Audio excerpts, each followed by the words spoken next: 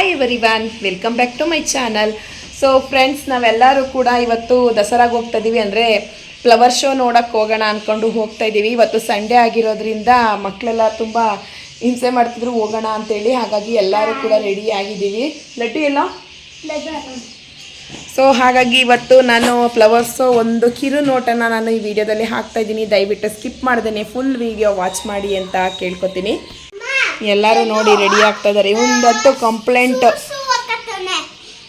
Complaint man ಅಂತಾನೆ ಕಟ್ಬಿಡ್ಬೇಕು ಇವನಿಗಂತೂ. Shoe ಅವ್ನು ನೀನು ಹಾಕೋತಾ ಇದೀಯ ಅಂದಮೇಲೆ ಅವನು ಹಾಕೋಬೇಕಲ್ವಾ? ಚಿನ್ಮ ಎಲ್ಲಿ ಹೋಗ್ತಾ ಇದೀವಿ ಈಗ ನಾವು? ದಸರಾದಲ್ಲಿ ಏನು ನೋಡಕ್ಕೆ ಹೋಗ್ತಾ ಇದ್ದೀವಿ?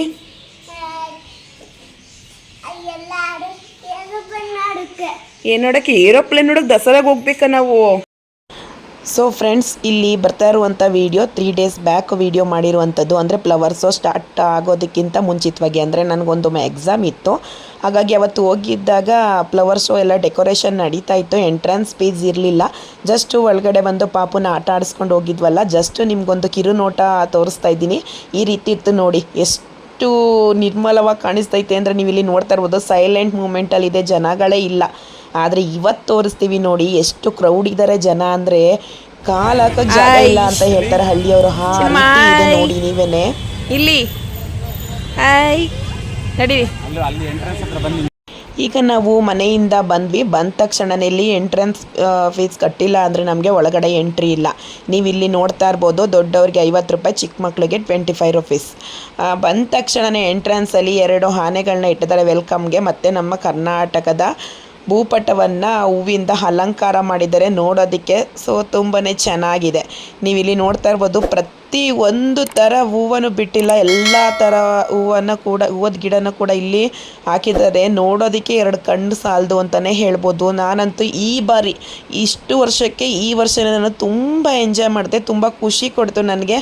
ಸೊ ತುಂಬ ಖುಷಿಯಿಂದನೇ ನಾನು ಈ ವಿಡಿಯೋನ ಇವತ್ತೇ ನಾವು ಹೋಗಿದ್ದು ಇವತ್ತೇ ಅಪ್ಲೋಡ್ ಮಾಡ್ತಾಯಿದ್ದೀನಿ. ಅಂದರೆ ನನಗೆ ಅಷ್ಟು ಖುಷಿ ಕೊಟ್ಟಿದೆ ವಿಡಿಯೋ ಅಂತ ಅರ್ಥ ಹೇಳಿ.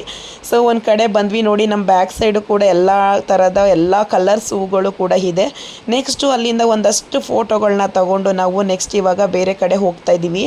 ಎಷ್ಟು ನೋಡಿದ್ರೂ ಕೂಡ ಮಿನಿಮಮ್ ಕ್ಲೀನಾಗಿ ನೋಡ್ತೀವಿ ಅಂದರೆ ಒಂದು 3 hours ಆದರೂ ಬೇಕು.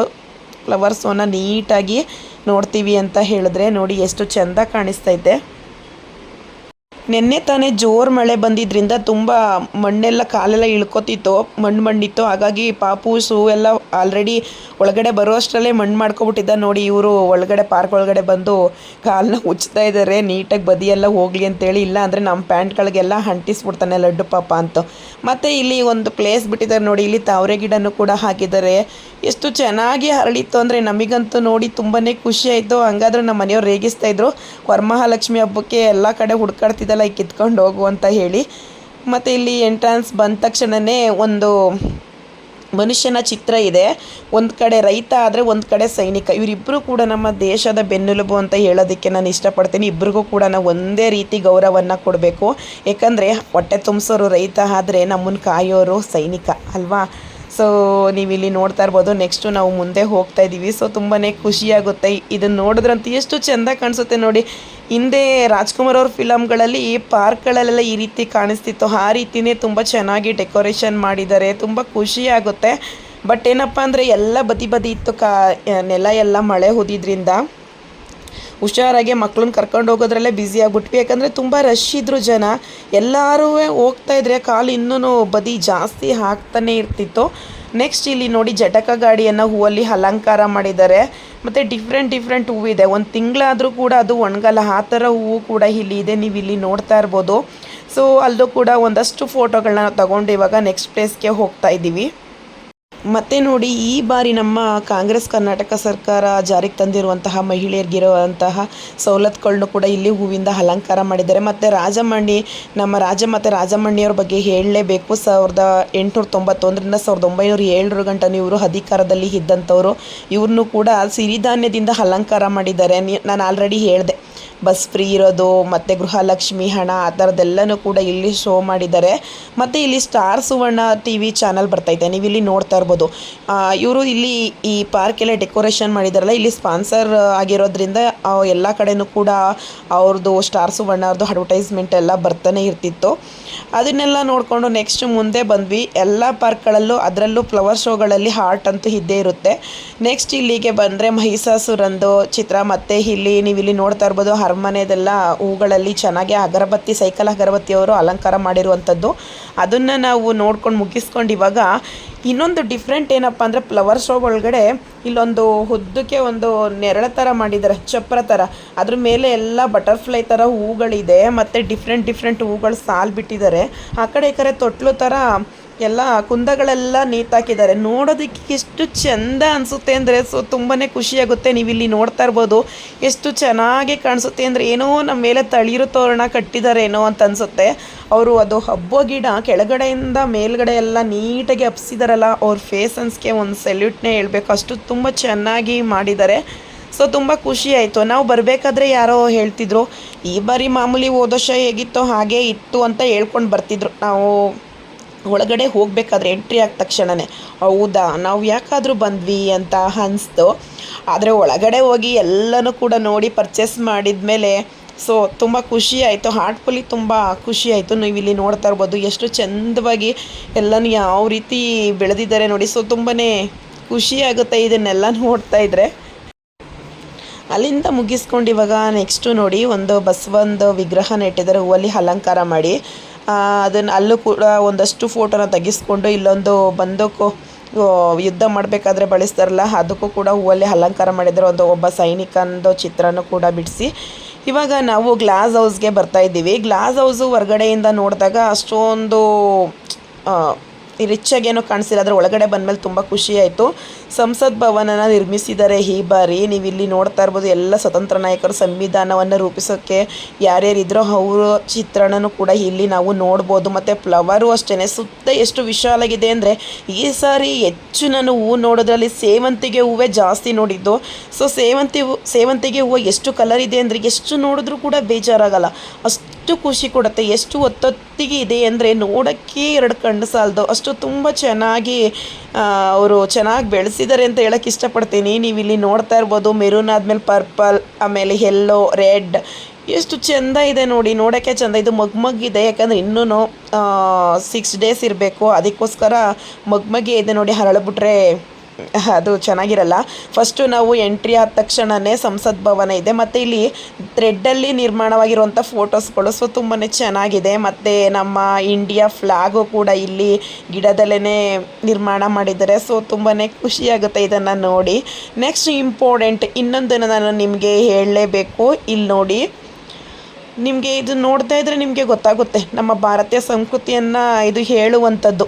ಅಕ್ಕ ಮಹಾದೇವಿ ಇರೋದು, ಋಷಿ ಮುನಿಗಳು ವೇದ ಪ್ರಯಾಣ ಮಾಡ್ತಾ ಇರುವಂಥದ್ದು ಎಲ್ಲ ಸುತ್ತ 3 ರೀತಿಯ ಒಂದು ವಿದ್ಯೆಯ ಬಗ್ಗೆ ಇಲ್ಲಿ ಹೇಳಿದ್ದಾರೆ. ಇದು ಅನುಭವ ಮಂಟಪಕ್ಕೆ ಸಂಬಂಧಪಟ್ಟಿದ್ದು, ಅನುಭವ ಆಧುನಿಕ ಸಂಸತ್ತು. ಯಾಕಂದರೆ ಸಂಸತ್ತು ಅನ್ನೋದು ನಾವು ಹಿಂದೆ ಇದ್ದಿದ್ದು, ಅಂದರೆ ತುಂಬ ಹಿಂದೆ 10ನೇ ಶತಮಾನದಲ್ಲಿ ಇದ್ದಂಥ ಸಂಸತ್ತು ಅನುಭವ ಮಂಟಪ ಅದೇ ರೀತಿಯಲ್ಲಿ ನಿರ್ಮಾಣ ಮಾಡಿದ್ದಾರೆ. ಅದಾದಮೇಲೆ ಬುದ್ಧ ಪ್ರವಚನ ಕೊಡ್ತಾ ಇರುವಂಥದ್ದು, ಇದು ಒಂಥರ ಸಂಸತ್ ಥರನೇ ಬುದ್ಧನ ಚಿತ್ರ ಬಿಡಿಸಿ ಎಷ್ಟು ಚೆನ್ನಾಗಿ ಎಷ್ಟು ಚಂದವಾಗಿ ರಿಯಲಾಗಿ ಯಾರೋ ಮನುಷ್ಯರುಗಳು ಕೂತಿದ್ದಾರೆ ಅಂತ ಅನಿಸುತ್ತೆ, ಅಷ್ಟು ಚೆಂದ ಇದೆ. ನೋಡೋದಕ್ಕೇ ತುಂಬ ಖುಷಿಯಾಗುತ್ತೆ ಫ್ರೆಂಡ್ಸ್. ದಯವಿಟ್ಟು ಈ ವಿಡಿಯೋನ ವೀಕ್ಷಣೆ ಮಾಡ್ತಾ ಇರೋರು ದಯವಿಟ್ಟು ಸ್ಕಿಪ್ ಮಾಡಬೇಡಿ, ಫುಲ್ ವಿಡಿಯೋ ವಾಚ್ ಮಾಡಿ. ನಾನು ಹೇಳ್ತಾ ಇರುವಂಥ ವಿಷಯಗಳು ವಿಡಿಯೋ ನೋಡಲಿ ಅಂತ ಹೇಳ್ತಾ ಇಲ್ಲ, ಇರುವಂಥ ವಿಷಯಗಳನ್ನ ನಾನು ಶೇರ್ ಮಾಡ್ಕೋತಾ ಇದ್ದೀನಿ. ಯಾರ್ಯಾರು ಇನ್ನೂ ಫ್ಲವರ್ಸು ನೋಡೋದಕ್ಕೆ ಹೋಗಿಲ್ಲ ದಯವಿಟ್ಟು ಈ ಹೂಗಳೆಲ್ಲ ಮಾಡೋದಕ್ಕಿಂತ ಅದರಲ್ಲೂ ಒಣಗೋದಕ್ಕಿಂತ ಮುಂಚಿತವಾಗಿ ನೀವು ಫ್ಲವರ್ಸನ್ನು ಹೋಗಿ ನೋಡಿ. ಯಾವತ್ತೂ ಅಷ್ಟೇ ಊಟ ಬಿಸಿಯಾಗಿದ್ದಾಗಲೇ ತಿನ್ನೋದಕ್ಕೆ ಚೆಂದ, ಮನುಷ್ಯ ಬದುಕಿದಾಗಲೇ ನೋಡೋದಕ್ಕೆ ಚೆಂದ. ಸತ್ತೋದ್ಮೇಲೆ ಅವನು ಏನಕ್ಕೂ ಬೆಲೆ ಇಲ್ಲ. ಅವನ್ನ ಮನುಷ್ಯ ಅಂತ ಕರೆಯಲ್ಲ, ಎಣ ಅಂತ ಕರಿತೀವಿ. ತಗೊಂಡು ಬಂದ್ರ ಎಣನಾ ಅಂತ ಹೇಳ್ತಾರೆ ಹೊರತು ಅವನ್ನ ಕರ್ಕೊಂಡು ಬಂದ್ರ ಅಂತ ಹೇಳೋದೇ ಇಲ್ಲ. ಮನುಷ್ಯ ಬದುಕಿದ್ರೆ ಚೆಂದ, ಹೂವು ಚೆನ್ನಾಗಿದ್ದರೆ ಚೆಂದ, ಫ್ರೆಶ್ ಆಗಿದ್ದರೆ ಚೆಂದ ಅಂತ ಹೇಳ್ತಾರಲ್ವ, ಚೆನ್ನಾಗಿದ್ದಾಗಲೇ ನೋಡ್ಕೋಬೇಕು. ಸೊ ನಾವೀಗ ಒಂದಷ್ಟೊತ್ತು ಗ್ಲಾಸ್ ಹೌಸಲ್ಲೇ ನಾವು ಟೈಮ್ ಪಾಸ್ ಮಾಡಿದ್ವಿ. ಮತ್ತು ಇನ್ನೊಂದು ನಾನು ತಮ್ಮೈಲಲ್ಲೇ ಹಾಕಿದ್ದೀನಿ, ನೀವು ನೋಡಿದರೆ ಇಲ್ವೋ ಗೊತ್ತಿಲ್ಲ, ಅಬ್ಸರ್ವ್ ಮಾಡಿದ್ದೀರಾ ಅಂತ. ಏನಪ್ಪ ಅಂದರೆ ನಾವು ಫ್ಲವರ್ ಶೋ ಒಳಗಡೆ ಬರಬೇಕಾದ್ರೆ ಎಂಟ್ರೆನ್ಸ್ ಟಿಕೆಟ್ ತೊಗೊಂಡ್ವಿ, ಮತ್ತು ಪುನಃ ಒಳಗಡೆ ಬಂದು ಎಂಟ್ರೆನ್ಸ್ ಟಿಕೆಟ್ ತೊಗೋಬೇಕು ಏನೋ ಒಂದಕ್ಕೆ ಅಂತ ನಾನು ಹೇಳಿದ್ದೆ. ಅದನ್ನು ಏನು ಅಂತ ನಾನು ನಿಮಗೆ ಹೇಳ್ತೀನಿ. ಈ ಸರಿ ನನಗೆ ತುಂಬಾ ಖುಷಿ ಆಯಿತು ಫ್ರೆಂಡ್ಸ್.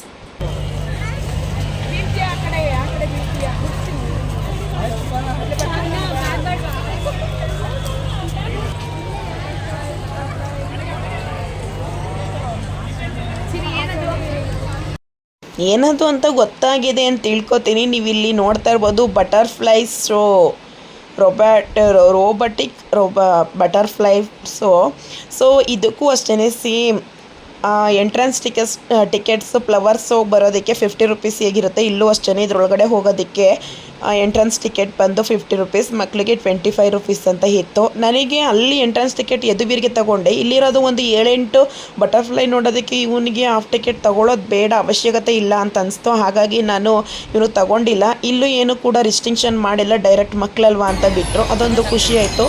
ಸೊ ಒಳಗಡೆ ಬಂದು ತೋರಿಸ್ತೀನಿ. ನೀವು ಇಲ್ಲಿ ನೋಡ್ತಾ ಇರ್ಬೋದು ಎಷ್ಟು ಚೆಂದ ಕಾಣಿಸ್ತೈತೆ, ನೀವೇ ನೋಡಿ. ಇವಾಗ ಇಬ್ಬರು ಎಂಜಾಯ್ ಮಾಡಬೇಕು, ಒಳಗಡೆ ಹೋಗಿ ಒಟ್ಟಿಗೆ. ನೀವು ಎಲ್ಲಿ ಅವನು? ವಾವ್, ಇಲ್ಲಿ ನೋಡಿ ಚಿನಿ, ಏನು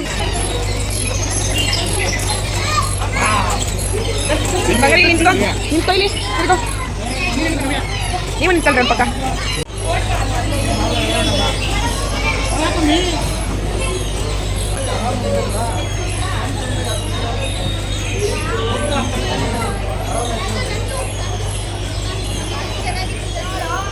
ಇದು ಹಾಯ್ ಮೇಡಮ್.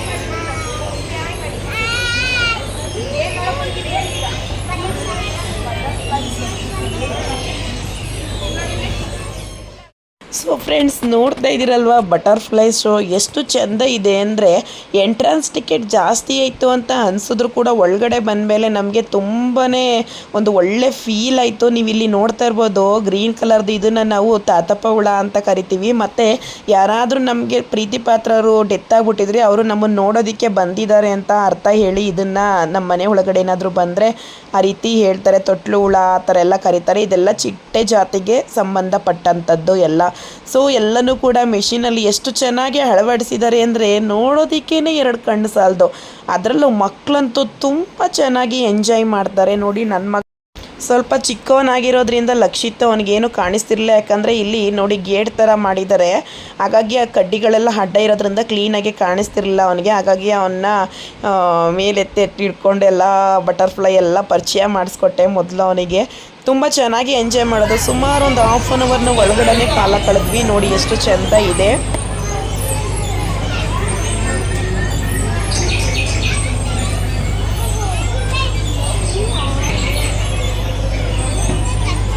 ಮುಂದೆ ನಡೀಲಿ, ಒಂದು ವಿಡಿಯೋ ಮಾಡ್ತೀನಿ.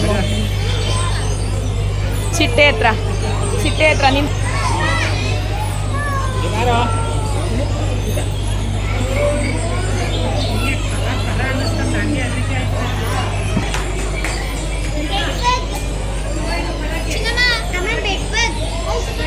ನಿಂತ್ಕೋ, ಇಲ್ಲಿ ಸಿನಿಮಾ ನಿಂತ್ಕೋ, ಇಲ್ಲಿ ನಿಂತ್ಕೋ ಬಾ, ಇಲ್ಲಿ ಯದುವೀರ್.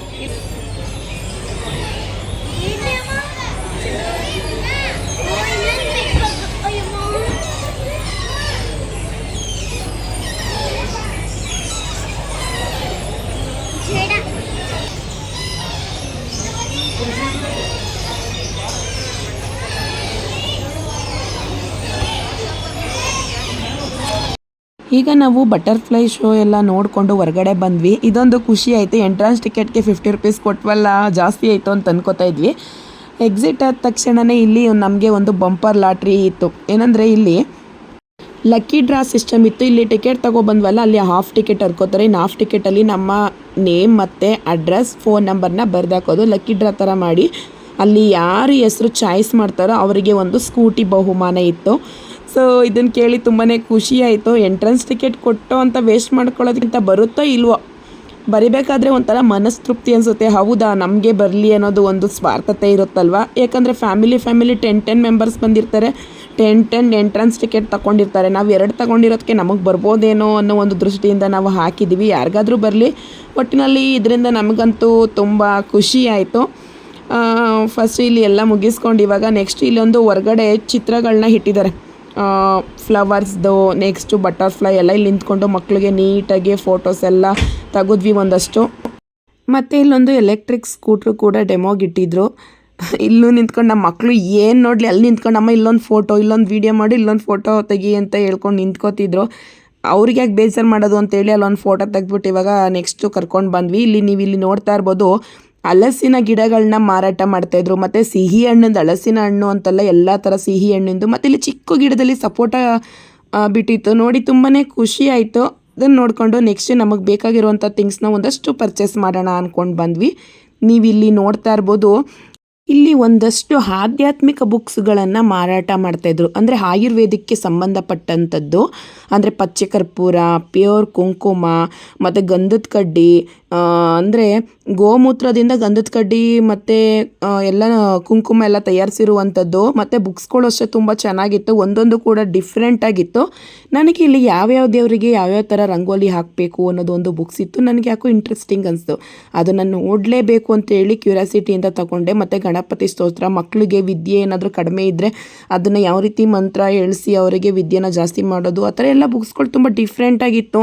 ಮತ್ತು 9 ದಿನ ನಾನು ಅಖಂಡ ದೀಪ ಹಚ್ತಾ ಇದ್ದೀನಲ್ವ, ಅದ್ರ ಬಗ್ಗೆನೂ ಕೂಡ ಇಲ್ಲಿ ಡೀಟೇಲಾಗಿ ಇಲ್ಲಿ ಒಂದು ಬೋರ್ಡಲ್ಲಿ ಬರೆದಿದ್ರು. ನಾನು ಸುಮ್ಮನೆ ನೋಡಿದೆ, ತುಂಬಾ ಖುಷಿ ಆಯಿತು ಅದನ್ನು ನೋಡಿ.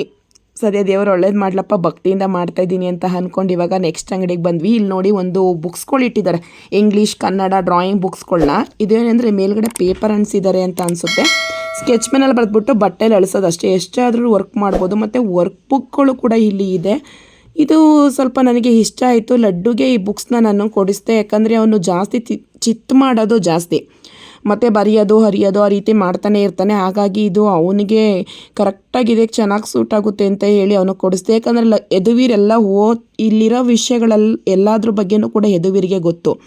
ಸುಮ್ಮನೆ ಗೊತ್ತಿರೋ ಬುಕ್ಸ್ಗಳನ್ನ ಯದುವೀರಿಗೆ ಕೊಡಿಸೋದು ವೇಸ್ಟ್ ಅಂತ ಹೇಳಿ ಅವನಿಗೆ ಏನಾದರೂ ತಗೊಂಬಗ್ನೆ ನೀನು, ಇದು ಬೇಡ ಅಂತೇಳಿ ಅವನಿಗೆ ಹೇಳ್ಬಿಟ್ಟು ಇವಾಗ ನೋಡಿ ಲಕ್ಷಿತ್ತು ಫುಲ್ ಹ್ಯಾಪಿ.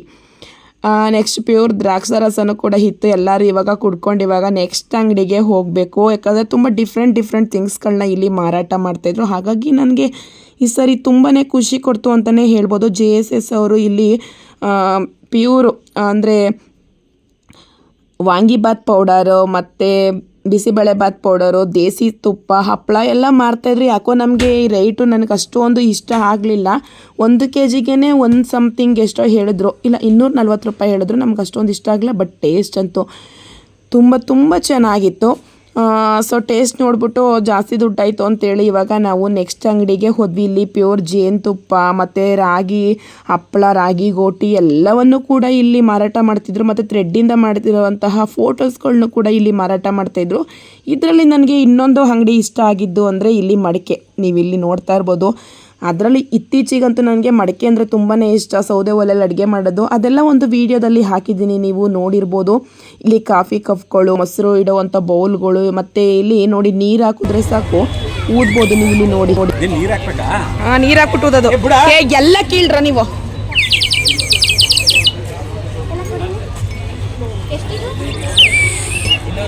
ಮುಚ್ಕೊಂಡ್ರೆ ಹೋದಾರಾ?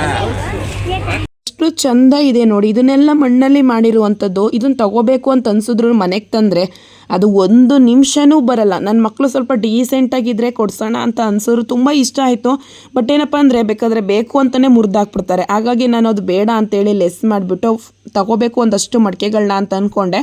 ಫಸ್ಟ್ ಇವ್ರಿಗೆಲ್ಲ ಗೇಮ್ಸ್ ಎಲ್ಲ ಆಡಿಸ್ಕೊಂಡು ಲಾಸ್ಟಲ್ಲಿ ತೊಗೊಳ್ಳೋಣ ಅಂದ್ಕೊಂಡು ನಾವು ನೆಕ್ಸ್ಟ್ ಪ್ಲೇಸ್ಗೆ ಹೋಗ್ತಾಯಿದ್ದೀವಿ. ಮತ್ತು ಇಲ್ಲಿ ಸೀಡ್ಸ್ಗಳನ್ನ ಮಾರ್ತಾಯಿದ್ರು. ನನಗೆ ಡೇರವು ಮತ್ತು ಗುಲಾಬಿ ಹೂದು ಸೀಡ್ಸ್ ಅದನ್ನೆಲ್ಲ ಈ 20 ರೂಪೀಸ್ ಪ್ಯಾಕೆಟು ಕೇಳಿದೆ, ಇದು ಚಿಗುರುತ್ತಾ ಅಂತೇಳಿ. ಡೆಫಿನೆಟ್ಲಿ ಚಿಗುರುತ್ತೆ ಅಂತ ಹೇಳಿದ್ದಾರೆ. ಸೊ ಆ ನಂಬಿಕೆಯಲ್ಲಿ ತಗೊಂಡಿದ್ದೀನಿ. ಏನಾಗುತ್ತೆ ಏನೋ ಗೊತ್ತಿಲ್ಲ, ನನ್ನ ನಂಬಿಕೆ ಸುಳ್ಳಾಗುತ್ತಾ ನಿಜ ಆಗುತ್ತೋ ಅನ್ನೋದಂತೂ ಗೊತ್ತಿಲ್ಲ. ಒಟ್ಟಿನಲ್ಲಿ ಒಂದು ಕಾನ್ಫಿಡೆಂಟ್ ಅಂತ ಇರಬೇಕು. ಯಾಕಂದರೆ ಇಲ್ಲಿ ಸುಮ್ಮನೆ ಅಂಗಡಿಗಳನ್ನ ಯಾರೂ ಇಡ್ಸಲ್ಲ ಅಲ್ವಾ. ಕಾನ್ಫಿಡೆಂಟ್ ಇದ್ದರೆ ಮಾತ್ರ ಅಂಗಡಿ ಇಡ್ಸೋದು. ಹಾಗಾಗಿ ಸೀಡ್ಸ್ನ ತಗೊಂಡು ಇದು ನನಗೆ 200 ರೂಪೀಸ್ ಏನಾದರೂ ಆಗಿದ್ದರೆ ತೊಗೋತಿದ್ನೇನೋ. ಒಂದು ಫೋಟೋ ಕೇಳಿದ್ವಿ, 500 ಹೇಳಿದ್ರು. ಸೊ ನನಗೆ ರೇಟು ತುಂಬ ಜಾಸ್ತಿ ಅಂತ ಅನಿಸ್ತು. ಹಾಗಾಗಿ ಪರ್ಚೇಸ್ ಮಾಡೋಕ್ಕೆ ಹೋಗಲಿಲ್ಲ. ಬೇರೆ ಅಂಗಡಿ ಏನಾದರೂ ಪರ್ಚೇಸ್ ಮಾಡೋಣ ಅಂದ್ಕೊಂಡು ಬಂದ್ವಿ. ನೀವು ಇಲ್ಲಿ ನೋಡ್ತಾ ಇರ್ಬೋದು. ನೆಕ್ಸ್ಟ್ ಇಲ್ಲಿ ಗಿಡಗಳನ್ನ ಕೂಡ ಮಾರಾಟ ಮಾಡ್ತಾ ಇದ್ದಾರೆ ನೋಡಿ. ಒಂದು ಪುಟಾಣಿ ಪಾಟಲ್ಲಿ ಗಿಡಗಳೊಂದು 2-3 ಗಿಡ ಬೀಜಗಳು ಹಾಕಿದ್ದಾರೆ. ಎಷ್ಟೆಷ್ಟು ಅಗಲ ಒಪ್ಕೊಂಡು ಎಷ್ಟು ಹೂವು ಬಿಟ್ಟಿದೆ ನೋಡಿ. ಇದು ಶೋಗೆ ಇಟ್ಟಿದ್ದಾರೆ ಅಂತ ನಾನು ಅಂದ್ಕೊಂಡೆ, ಬಟ್ ಯಾರೋ ಒಬ್ಬರಲ್ಲಿ ಇಟ್ಕೊಂಡು ಹೋಗ್ತಾಯಿದ್ರು. ಕೇಳಿದಾಗ ಇಲ್ಲ ಇದು 100 ರೂಪೀಸ್ ತೊಗೊಂಡು ಹೋಗ್ತಾ ಇದ್ದೀವಿ ಅಂದಾಗ ನಮಗಂತೂ ತುಂಬ ಖುಷಿ ಆಯಿತು. ಮತ್ತು ನಮ್ಮ ಮನೆಯವರು ಕೂಡ ಅವರು ಅಪೋಸಿಟಾಗಿ ಮಾತಾಡೇ ಇಲ್ಲ, ತಗೊಳ್ಳಿ ಸೊ ತುಂಬಾ ಚೆನ್ನಾಗಿದೆ ಅಂತ ಹೇಳಿದ್ರು. ಹಾಗಾಗಿ ನಾವು ಜಸ್ಟ್ ಇವಾಗ ನೀವು ಇಲ್ಲಿ ನೋಡ್ತಾ ಇರ್ಬೋದು, ನೋಡ್ಕೊಂಡು ಹೋಗ್ತಾ ಇದ್ದೀವಿ ಅಷ್ಟೇ.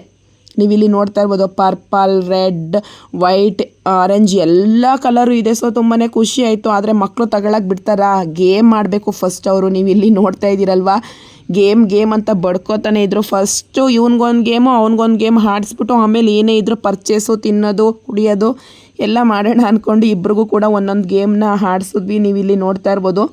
ಯದುವೀರ್ ಸ್ವಲ್ಪ ದೊಡ್ಡವನಾಗಿರೋದ್ರಿಂದ ಅವನಿಗೆ ತಕ್ಕಂತೆ ಒಂದು ಗೇಮ್ನ ಆಡಿಸಿದ್ವಿ. ಇವನು ಸ್ವಲ್ಪ ಚಿಕ್ಕವನು, ಈ ಥರ ಗೇಮೆಲ್ಲ ಆಡೋದು ಬೇಡ, ತಲೆ ಸುತ್ತಬಿಡುತ್ತೆ ಅಂತೇಳಿ ನಾವು ಅವನಿಗೊಂದು ಸಣ್ಣದೊಂದು ಗೇಮ್ನ ಆಡಿಸ್ಬಿಟ್ಟು ಇವಾಗ ನೆಕ್ಸ್ಟು ಏನಾದರೂ ಹೊಟ್ಟೆಗೆ ಹಾಕೋಣ ಅಂದ್ಕೊಂಡು ಅಲ್ಲಿಂದ ಮುಗಿಸ್ಕೊಂಡು ನಾವು ನೆಕ್ಸ್ಟು ಹೋಟೆಲ್ ಹತ್ರ ಹೋಗ್ತಾ ಇದ್ದೀವಿ. ಅಂದರೆ ಫ್ಲವರ್ ಶೋ ಒಳಗಡೆ ಇರುತ್ತೆ, ಆಹಾರ ಮೇಳಕ್ಕೆಲ್ಲ ಹೋಗಿಲ್ಲ ನಾವು.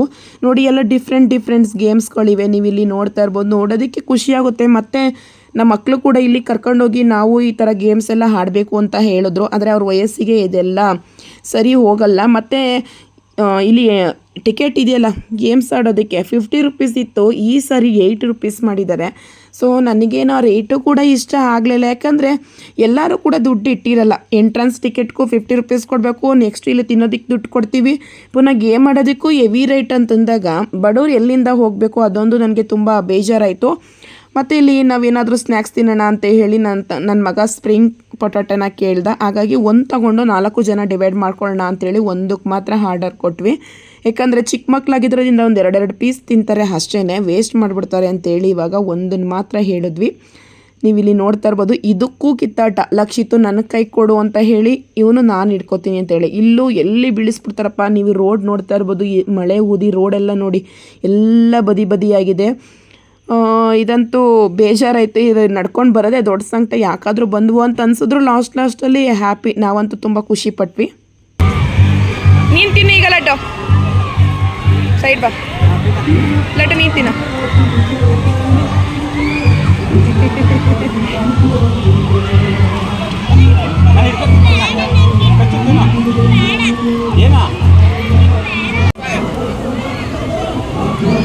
ತಿನ್ನವಾ.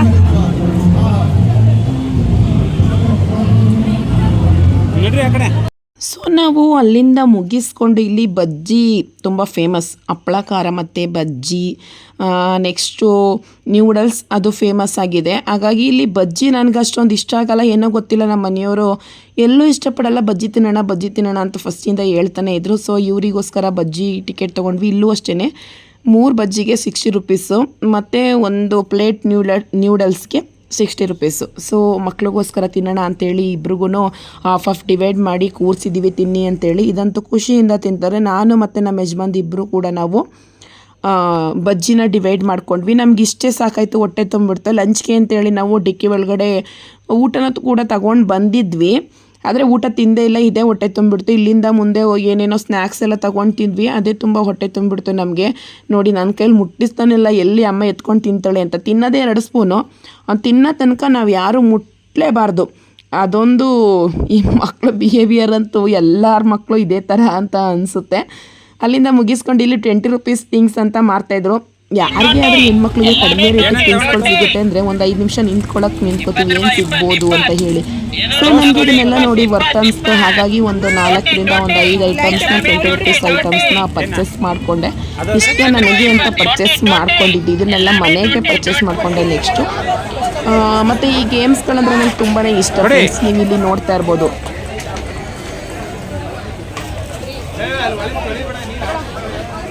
ಏನಾದರೂ ಒಂದು ಒಳ್ಳೆ ಥಿಂಗ್ಸ್ ಬರುತ್ತೇನೋ ಅಂದ್ಕೊಂಡು ನೋಡಿದ್ವಿ. ಯದುವೀರಂತೂ ದೊಡ್ಡ ತೊಗೊಬಿಡೋಣ ಅಮ್ಮ, ಒಂದು ಬೇಬಿ ಡಾಲ್ ತೊಗೊಳ್ಳೋಣ ಅಮ್ಮ, ಕಿಚನ್ ಸೆಟ್ ತೊಗೊಳ್ಳೋಣ, ಸ್ಕೂಟಿ ಐತೆ ಅಂತೆಲ್ಲ ಹೇಳ್ತಿದ್ದ. ಫೈನಲಿ ಏನು ಬಂತು ಅಂತ ನೀವೇ ನೋಡಿ.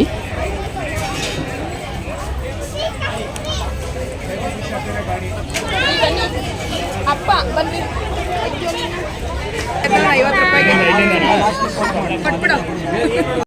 50 ರೂಪಾಯಿ ಟಿಕೆಟ್ ತಗೊಂಡು ಗೇಮ್ ಆಡಿದ್ವಿ. 20 ರೂಪೀಸ್ ಅಲ್ಲ, ಅದು ಒಂದು 15 ರೂಪಾಯಿ ಬ್ರಷು, ಮಕ್ಕಳದು ಟೂತ್ ಬ್ರಷ್ ಬಂತು. ಸೊ ಏನು ಮಾಡೋದಕ್ಕಾಗಲ್ಲ. ಗೇಮ್ಸ್ ಅಂದಾಗ ಸೋಲು ಗೆಲುವು ಹೇಗಿರುತ್ತೋ ಜೀವನದಲ್ಲಿ ಅದೇ ರೀತಿ ಎಲ್ಲರಿಗೂ ಕೂಡ ನಾವು ಒಬ್ರಿಗೆಲ್ಲ ಸುಮಾರು ಜನಕ್ಕೆ ಆ ರೀತಿಯೇ ಬರ್ತಿತ್ತು. ಸ್ಕೂಟಿ ನನ್ನ ಪ್ರಕಾರ ಯಾರಿಗೂ ಬರಲ್ಲ ಅಂತ ಅನ್ಕೋತೀನಿ. ಒಂದೆರಡು ಗೇಮ್ಸ್ನ ಇಲ್ಲಿ ನಿಂತ್ಕೊಂಡು ಆಟ ಆಡಿಸಿದ್ರಿ ಮಕ್ಕಳು ಸ್ವಲ್ಪ ಖುಷಿ ಪಡಲಿ ಅಂತ. ನಾನು ಫಸ್ಟು ಸ್ಟಾರ್ಟಿಂಗ್ ವಿಡಿಯೋದಲ್ಲಿ ಇದನ್ನೆಲ್ಲ ತೋರಿಸಿದೆ ಎಷ್ಟು ವಿಶಾಲಾಗಿತ್ತು ಅಂತ. ಮತ್ತೆ ಇದ್ರ ಬಗ್ಗೆ ನಾನು ಹೇಳಲೇಬೇಕು ಫ್ರೆಂಡ್ಸ್. ಇಲ್ಲಿ ನೋಡ್ತಾ ಇರ್ಬೋದು ಗ್ರೀನ್ ಆಗಿ ಕಾಣಿಸ್ತಾ ಇತ್ತು. ಇಲ್ಲಿ ನೋಡಿ ಕೇಳಿಸ್ಕೊಬಿಡಿ ಏನು ಅಂತ. ಬೀಜ ಬಿಟ್ಟರೆ ಏನು ಮಾಡಂಗೆ ಇಲ್ಲ. ಚೆನ್ನಾಗಿ 24 ಅವರಲ್ಲಿ ಬಂದರೆ ನೆಕ್ಸ್ಟ್ ಬಂದಾಗ ಇನ್ನೊಂದು ತಗೊಂಬ. ನೋಡಿದ್ರಲ್ವ, ಇಲ್ಲೊಂದು ಒಣಗೋಗಿರೋ ಬೇರಿದೆ. ಅದನ್ನು 24 ಅವರ್ಸು ನೀರಲ್ಲಿ ಹಾಕಿಟ್ರೆ ಅದು ದೊಡ್ಡ ಗಿಡ, ಕ್ರಿಸ್ಮಸ್ ಗಿಡದ ಥರ ಬರುತ್ತೆ ಅಂತ ಹೇಳಿದ್ರು. ಸೊ ಅದೇ ಒಂದು ನಂಬಿಕೆಯಿಂದ ಒಂದನ್ನು ತಗೊಂಡು ಬಂದಿದ್ದೀವಿ. ನೋಡೋಣ, ಮನೆಗೆ ಬಂದು ಹಾಕ್ತೀನಿ. ಅದು ಹೇಗೆ ಬರುತ್ತೆ ಅನ್ನೋದನ್ನು ಕೂಡ ನಿಮಗೆ ಒಂದು ವಿಡಿಯೋ ಮಾಡಿ ತೋರಿಸ್ತೀನಿ. ಒಂಥರ ಕ್ಯೂರಿಯಾಸಿಟಿಲೇ ತೊಗೊಂಡು ಬಂದಿದ್ದೀವಿ. ಮತ್ತು ನಾನು ಹೇಳಿದೆ ಲಾಸ್ಟಲ್ಲಿ ಹೋಗ್ಬೇಕಾದ್ರೆ ಒಂದಷ್ಟು ಪಾತ್ರೆ ತೊಗೋತೀನಿ ಮಣ್ಣೊಂದು ಅಂತ. ಇದು ಮೊಸರು ಮಾಡೋದಕ್ಕೆ ಚೆನ್ನಾಗಿರುತ್ತೆ ಅಂತೇಳಿ ನಮ್ಮ ಮನೆಯವ್ರು ಪರ್ಚೇಸ್ ಮಾಡಿದ್ರು. ನಾನು ಥಿಂಕ್ ಮಾಡಿದೆ ಏನಪ್ಪ ಅಂದರೆ ಇದಕ್ಕೆ ಜ್ಯೂಸ್ ಮಾಡಿ ನಾವು ಫ್ರಿಜ್ಜಲ್ಲಿ ಇಟ್ಟರೆ ಅದು ಅನ್ಹೆಲ್ದಿ ಆಗಿರುತ್ತೆ. ಅದ್ರ ಬದಲು ನಾವು ಮಡಿಕೆಯಲ್ಲೇ ಇಟ್ಟರೆ ಕೋಲ್ಡಾಗಿರುತ್ತೆ ಮತ್ತು ಹೆಲ್ದಿಯಾಗೂ ಕೂಡ ಇರುತ್ತಲ್ವ. ಹಾಗಾಗಿ ಅದಷ್ಟನ್ನು ಪರ್ಚೇಸ್ ಮಾಡಿಕೊಂಡು ಮಣ್ಣಿನ ದೀಪನೂ ಕೂಡ ಪರ್ಚೇಸ್ ಮಾಡಿದ್ದೀನಿ. ನೆಕ್ಸ್ಟ್ ವೀಡಿಯೋದಲ್ಲಿ ನಾನು ಏನೇನು ಪರ್ಚೇಸ್ ಮಾಡಿದ್ದೀನಿ ಅಂತ ನಾನು ನಿಮಗೆ ಹೇಳ್ತೀನಿ. ಇಲ್ಲಿ ನನಗಂತೂ ಹೂವಿನ ಗಿಡ ಅಂದರೆ ತುಂಬ ಒಲವು. ನನಗೆ ಅಷ್ಟು ಲವ್ ಮಾಡ್ತೀನಿ ಹೂವಿನ ಗಿಡಗಳನ್ನ ನಾನು. ಹಾಗಾಗಿ ನಮ್ಮ ಮನೆಯವ್ರು ಹೇಳಿದ ತಕ್ಷಣವೇ ತುದಿಗಾಲಲ್ಲಿ ನಿಂತ್ಕೊಂಡು ನಾವು ಪರ್ಚೇಸ್ ಮಾಡೋದಕ್ಕೆ ಅಂದ್ಕೊಂಡು ಬಂದ್ವಿ. ಫೈನಲಿ ನಮ್ಮ ಫ್ಲವರ್ ಶೋ ಮುಗೀತು. ಓಕೆ ಫ್ರೆಂಡ್ಸ್, ಈ ವಿಡಿಯೋನ ಎಂಡ್ ಮಾಡ್ತೀನಿ. ಓಕೆ ಬಾಯ್.